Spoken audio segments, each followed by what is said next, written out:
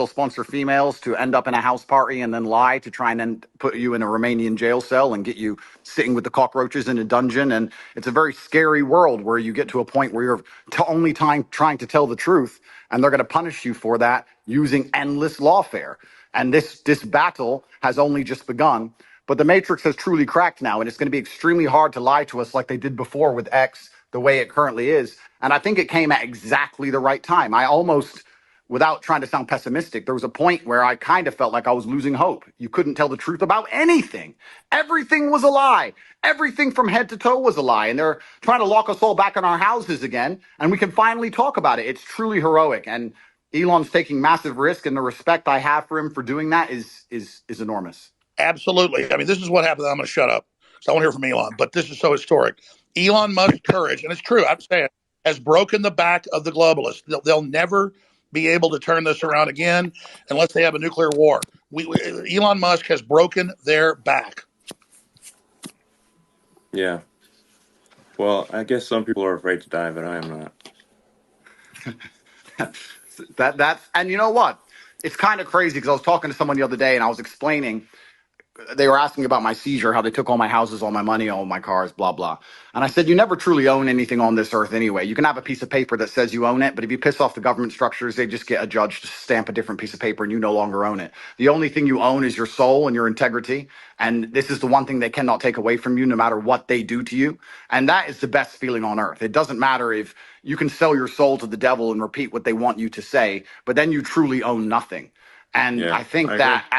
as history books look back on this pivotal moment when X was finally freed and the information of the world could finally be spoken freely, I really do believe we're on the right side of history. And if you were to ask me if there's anything worth dying for, it would be for the freedom of humanity and to be on the right side of history. So I agree with you absolutely, Elon. Yeah, absolutely. I'm just generally in favor of civilization and the furtherance of civilization. And I think we should always be concerned that we can regress as a civilization. And if you study history, you can just see the arc of one civilization after another as the civilizations rise and fall through history. Um, we've been in a period of civilization rising very rapidly, but we should be concerned that it may we may be cresting, we may subside, and there there are many times where I get late stage civilization vibes, and I'm just worried that maybe we're cresting as a civilization and perhaps headed for a fall. So yeah. Well, I agree with you because I truly believe, and a lot of people have said this before me, this is not original idea, but I think as AI and machines and tech increases, a lot of people are going to be deemed useless by the overlords. And then you have to sit and decide what are they going to do with all these people who have hopes and dreams and they want healthcare and they want a garden and they want a house to live in and they don't want to be treated like cattle. They're going to become extremely inconvenient. So I don't think many people at home understand that this war cannot be avoided. I've had a lot of people who understand why they threw me in jail in Romania and understood I've done nothing wrong. And they said to me, why do you take up this fight? Why you don't just delete your Twitter and disappear and drive a Ferrari all day? And I explained that this war cannot be avoided. You're either on the front line and you're fighting for something, or you're sitting waiting to die. You're waiting for the Mongol horde to come over the horizon and chop your head off. No, I There's no totally way out agree. of it. And just to throw this in there, if you read, and Elon, I knew you were doing great work. When I saw you 6 months ago at the World Government Summit, where they're all saying we're going to make everybody eat bugs and we'll make the decisions to put microchips in them, and you said, we don't want a centralized system. We want a diverse system. We want firewalls. And I don't agree with this Tower of Babel you're building. They know that we go through cycles, and they want to artificially create a great reset collapse, in their own words, to make everybody else poor, consolidate power, and they'll have a smaller type 2 civilization for themselves. And I think you're trying to build a type 2 civilization, or even a type 1 civilization, I should say, for all of us. And you said we need to have a debate about going interstellar. We've got to expand or we collapse. And Elon Musk is saying, correct me if I'm wrong, you don't stay in stasis. You either expand or you collapse. They're Yes, artificially exactly. creating. You either grow, or you collapse. You don't. The steady state is basically an impossibility. So you have to pick it. You have to make a choice. Do you want to grow civilization, or do you want to decline and collapse? And because steady state is not stable.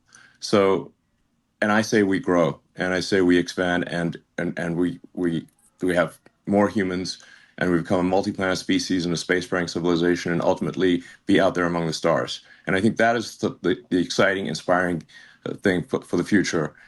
Not a declining human civilization that dwindles to nothingness, and where humanity dies with a whimper.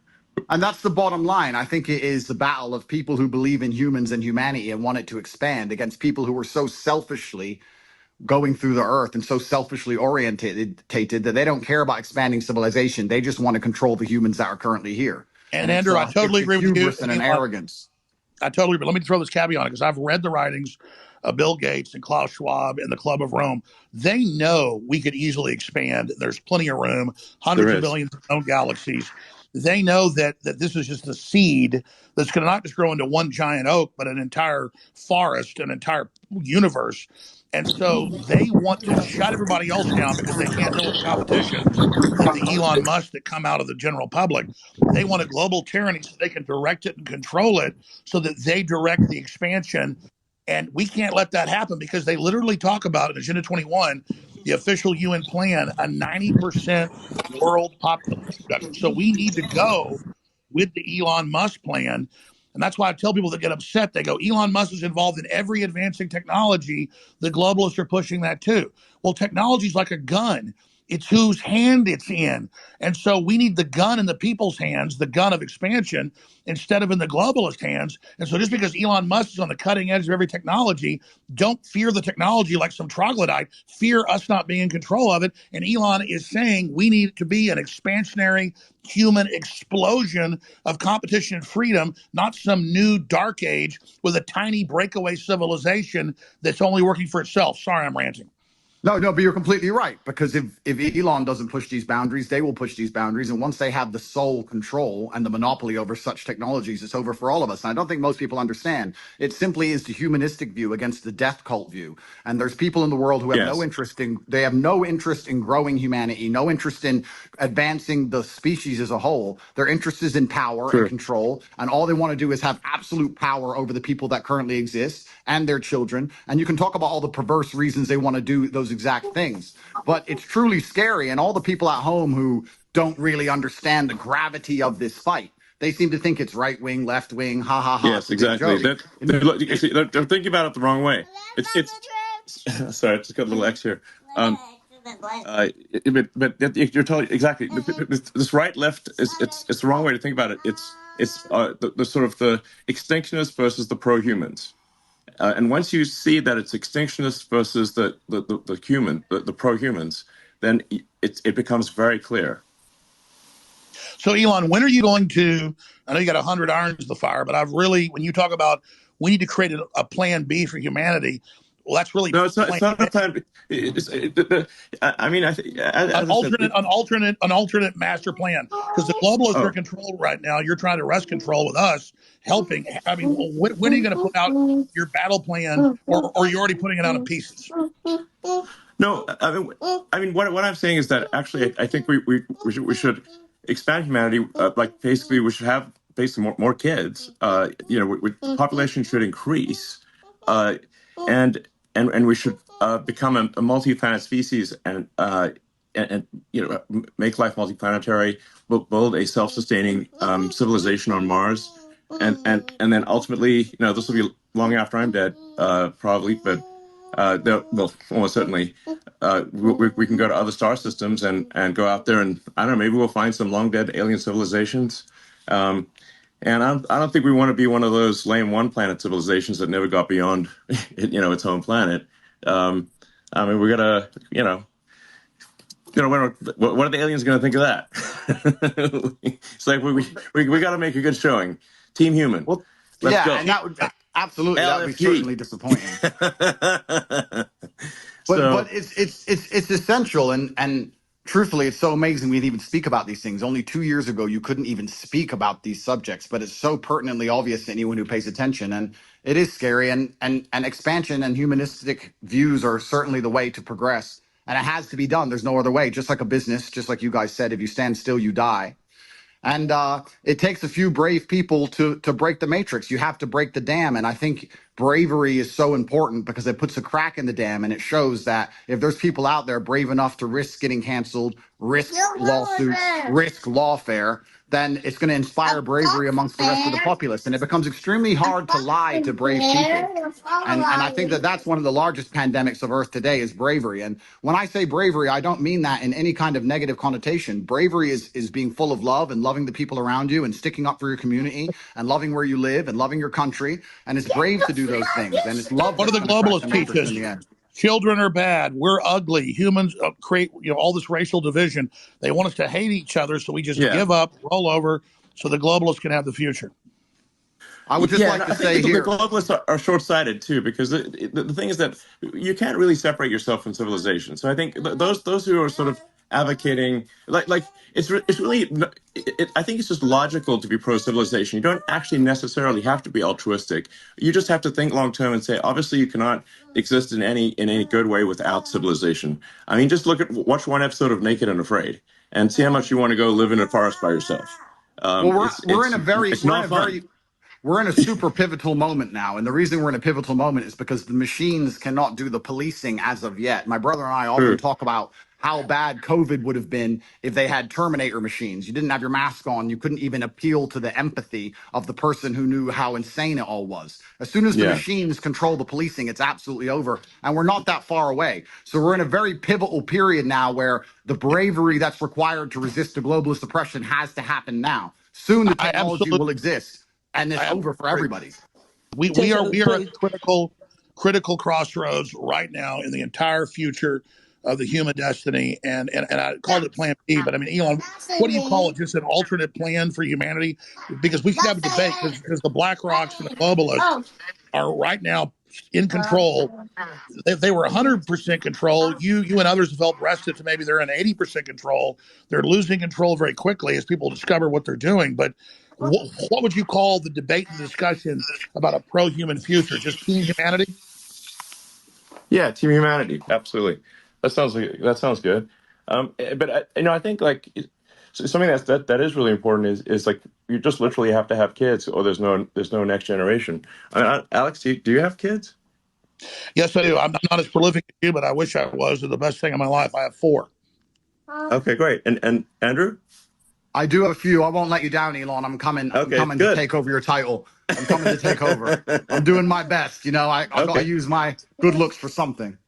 Well, I think we need to. I hear. think we ought to encourage people to have kids And and this just is the bottom line argument. This is what is so important. We just talked about how the globalists are ultimately selfish and only care Well, about look at their own power and most of the control. globalists don't have children, and Yeah, Of yeah, course, but because they're here, selfish. here's the when you thing. have You a guys, child. you guys are all attacking the globalists, but if you ask a globalist, like I have friends who I would consider globalists, you ask them, their ideologies are aligned that they believe that somebody living across the world is just as valuable as somebody who lives in America. And I know, there's They've already arguments. enslaved the third world, and they're No, using them as. no, but that's not how everybody who you would categorize as No, you're a right. There's a lot of globalist useful thinks. No, idiot globalists, but that's the not. globalists at the top are depopulationists. That's their Oh, religion. maybe if you want to look at the top, you can say globalists at the top. Some of them might have that view, but if you just talk to an ordinary person who views themselves as a globalist, they're not saying, "Oh, I'm evil." They're not an evil person. They just have this belief that every human being around the globe is equal. That's I would all call they're that an looking at. So internationalist. That's an internationalist. A globalist wants one world government run by corporations. yeah, well, I mean, I think you can label them differently, but I think if you talk to somebody who's Well, a Henry globalist, they're gonna. Kissinger was a globalist. Zbigniew Brzezinski was a globalist. I'm not trying to be mean to you, but their number one rule is the Earth is too small. We can't expand. We've got to bean count and put everybody on rations. We've got to social engineer and end the normal human program because humans are failed. And they want to turn us into factory farm humans. Those are allowed to survive. Yeah, I think I'll answer the question. I'll answer the question sorry quickly. guys, if we can just say like some of these titles are a little confusing. If say someone's an internationalist or a globalist, I think what can achieve some disambiguation here is to say like does someone have as an axiomatic belief that there are too many people on the earth, or do they not? Do they believe that the earth can sustain the current population, or do they think it cannot? Now, the reality is Earth can actually handle a human population probably 10 times larger than the current Yes. population. Earth is actually very sparsely populated by humans. We only see density because if we're a dense urban environment like New York or Boston, London or something like that. But if like here would be like a good test. If you took a plane from LA to New York and you try to drop a bowling ball and hit somebody, your chances of success are basically zero. You'd have to drop 10,000 bowling balls, maybe.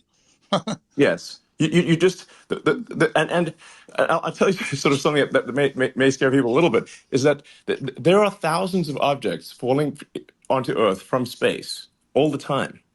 But how often do you hear about someone actually getting hit by falling by meteorites? It's I Absolutely. think there's one known case of a woman at her house getting hit by one. Elon, Yes. I want to just respond to Ed actually for a second because again, when it comes, I think it's good to get a good counter view here. I think that there's two different things going on, Ed, and I know what you're trying to say, but there's a separate point about your obligations, right? So you can, and I believe everything has been said about the importance of expansionism for humanity being pro-civilization and expansion pro-human race to win. That's like a separate axis, though, from saying where are your obligations where you are, right? So we talked about procreation and family. Then we talked about the nation. Well, look, I have two kids. As a father, my moral obligation, I believe, is first and foremost to my family. And then, let's say, as a president, my moral obligation is to the citizens of the nation that I lead. And then you can worry about hunger in the Congo or whatever else needs to happen in the Darfur or in other places. And so I don't think that you're saying necessarily that life... Charity begins at home. Exactly. And that's not saying that life abroad is any less valuable inherently. And so when you say like the globalist view is that all it's saying is that all life is equal wherever it is on Earth, it's not like I think an alternative view is countering that. There's also just a separate place in terms of where you're situated. Where's your obligation, right? As a father, it's to your family. As a president, it's to your country. And just because you believe that's the hierarchy of your obligations means somebody else is the leader of one of those other countries. And that's an obligation that they have too. But that's like a different discussion. Well, the neoliberals in their own PR, they're the ones doing the worst things on the earth. They just say, oh, we want global government because we want to give Africa's representation. Then they lock them down for 3 years and starve 30 million of them to death and then organize them to flood us as a political underclass. This is cold-blooded Henry Kissinger State Department Memorandum 200. I mean, they've got it's not black and white. I think there's two different right? conversations. But what is black and Wait, what but is can we what just? is I'm sorry. what is Just, black? Go ahead, Andrew. Go ahead, Andrew, and then we'll go to Dave. Andrew? What I do believe is black and white is simply, if you read a history book, you'll see the worst things that humanity have ever done have been done with good intentions. That's what's so bad about evil acts, is that people think they're doing the right thing. And that's the most dangerous thing about it. And this idea that they look at all human life as sacred and all the same, I actually disagree. I think the reason they will prioritize people in a third world country, for example, you'll say it's because they see us as equal. I think it's because they see us now as spoiled and annoying. They don't like that we need pensions and living space and healthcare. They simply want slaves and a robot class, and they'll do anything it takes to get it, and they'll get it from anywhere they can. And when someone comes along and says, well, my intentions are good, I'm not interested in that, because you can name any Holocaust or any atrocity in history. The people didn't think they were the bad guys. They often thought they were the good guys. And I guess the easy way to look at life is you want to be having as many children as possible. You want to pray other people do the same, and you want those people to enjoy freedom. And anyone who's coming along restricting speech, restricting access to certain things, restricting movement, all they're doing is trying to restrict so they can control. And nobody in a history book ever who did that either was the good guy. I think it's very clear to see who's on the right side of history and who isn't. And I advocate freedom for everybody. If I disagreed with absolutely everything Alex said, I'd still be glad he's back on X, and these people can't even handle a different opinion. Do you think they're going to allow the people who have a different opinion to them to share water or share food or share anything else once they have And the reason they control? don't want another opinion is they want to misrepresent what Elon Musk or Andrew Tate or Vivek Ramaswamy or any of, I'm telling you, they want us silenced so they can lie about what we said. Yeah. I agree with you. Hold on.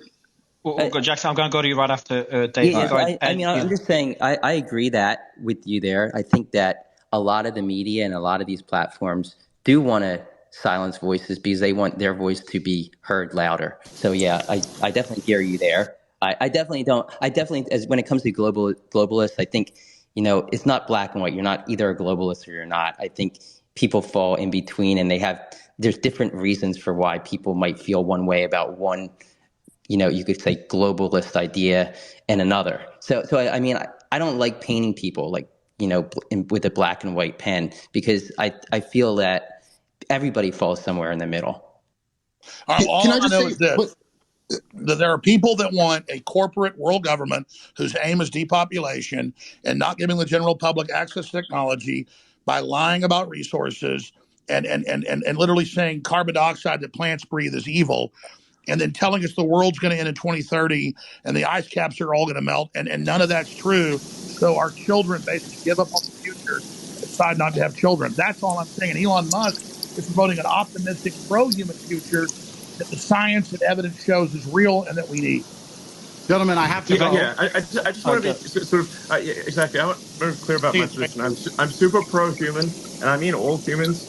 Humans in America, humans in Somebody's got their Africa, thing Asia, open, and somebody's everywhere got else. their phone open in the bathroom. Yeah, that's Vivek. Vivek, that's your phone, Vivek. I'm not able to mute you. Vivek. All right, perfect. Go ahead, Elon. Sorry about that. So, well, I hope you feel better. I feel great. Thank you. Sorry about that, guys. I'm super pro-human, like for Team Humanity here, and I just think we want to make sure that people have a positive view of the future, and like I think I encounter a lot of people who have actually very pessimistic conclusions about the future, and if you try to unpack that and say where does that pessimism come from, and I think like these are like good people, like they have good intentions. I think they think about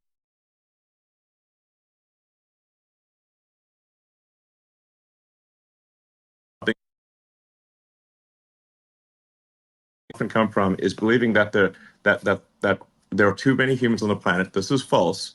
Earth can easily sustain far more than the current population, but they've been told this thing and they've believed it, and it is false.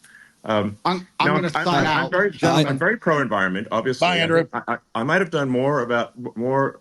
I might have done more, for sustainable energy than maybe any single human.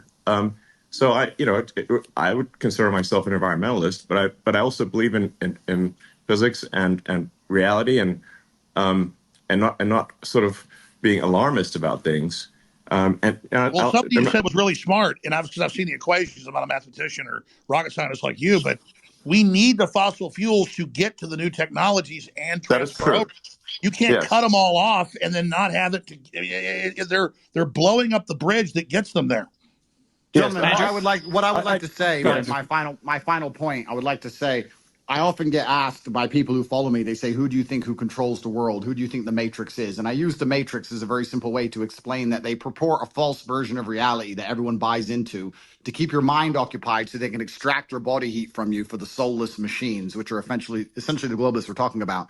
And I try and say that I still believe that we run the world. There's a lot more of us than them. We still control the world. It's just down to what we will accept and what will allow them to do to us. And that's why bravery is so essential and so important. And I know I can come across as brash with my message, but you're not.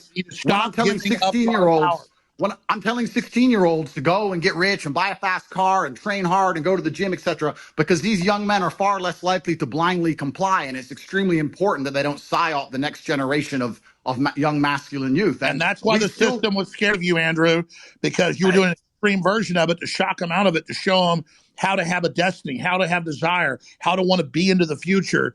And then that's the same thing in a different way. You're right. We still control the world, and it's down to what we will accept. And it's going to take bravery and love. You need to love the people around you and love the human race and love the place you're from. And I just want to wrap up by saying that I would never kill myself. And if they put me back in that dungeon to starve, I hope you will all do your very best to get me out, because I'm in a very. We will, Andrew.